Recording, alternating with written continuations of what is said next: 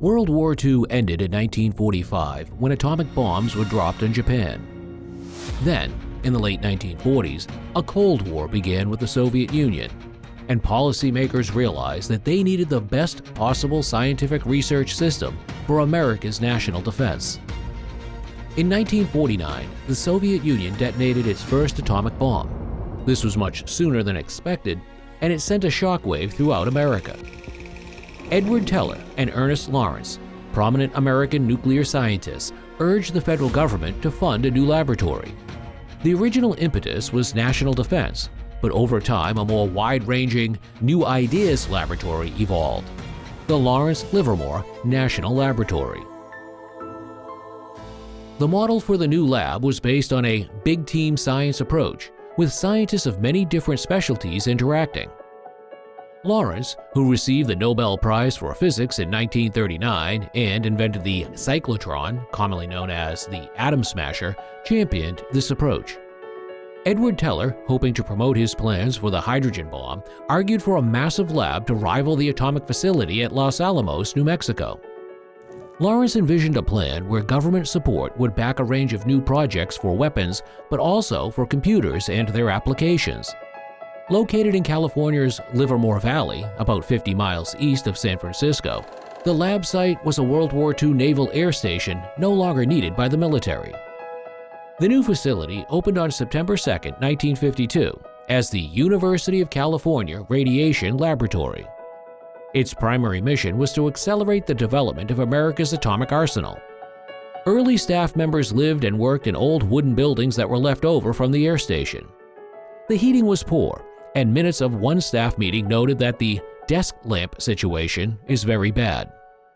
By 1954, lab staff had grown to about 1,000. Within 5 years, over 3,000 people worked there, including some of the nation's most talented scientists. To honor Lawrence, who died in 1958, the University of California facility was renamed the Lawrence Livermore National Laboratory. In 1957, the U.S. Navy challenged the lab to develop something that seemed impossible, a nuclear warhead small enough to fit onto a torpedo. Livermore scientists said they could produce a 1-megaton atomic device for this purpose within 3 years.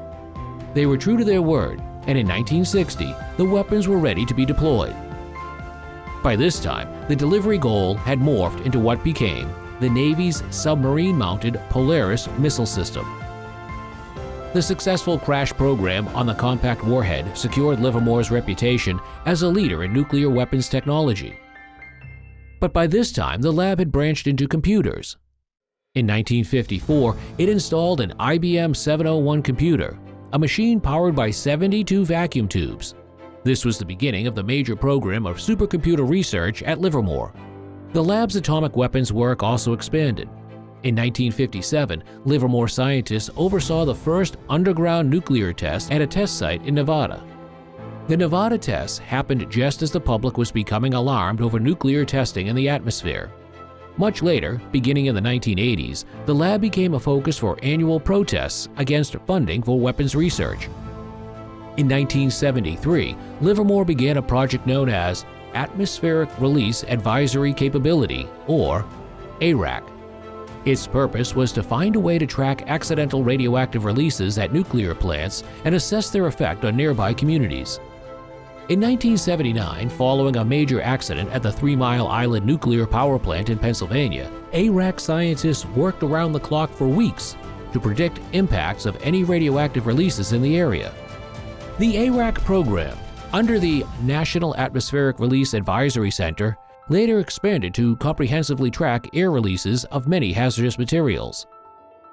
After the 2011 Fukushima nuclear power plant disaster in Japan, NARAC scientists projected where radiation in the atmosphere might disperse. Since then, Livermore continued its pioneering work in computing, installing an exascale supercomputer known as El Capitan. The world's fastest computer was designed to enable scientists to run highly complex simulations of physics problems. Into the 21st century, Livermore Lab continued advanced weapons research and hazardous release tracking. It also focused on climate change, human immune system research, nuclear fusion, electric batteries, protecting the power grid from cyber attacks, and other pressing projects. This video was brought to you by the Public Education Project, an independent non-profit group dedicated to improving public knowledge of the government by sharing the rich history and exciting stories of the federal agencies that serve our nation. If you enjoyed this video, don't forget to give us a thumbs up and subscribe now to start your journey into the fascinating history of the U.S. government today. If you'd like to delve deeper into the rich history of the Lawrence Livermore National Laboratory or any other federal agency, be sure to visit our Agency Histories page at publiceducationproject.org, featuring nearly 250 detailed pages showcasing the diverse stories of agencies dating back to the nation's founding. Follow us on Facebook, Instagram, and TikTok so you don't miss out on new videos and updates.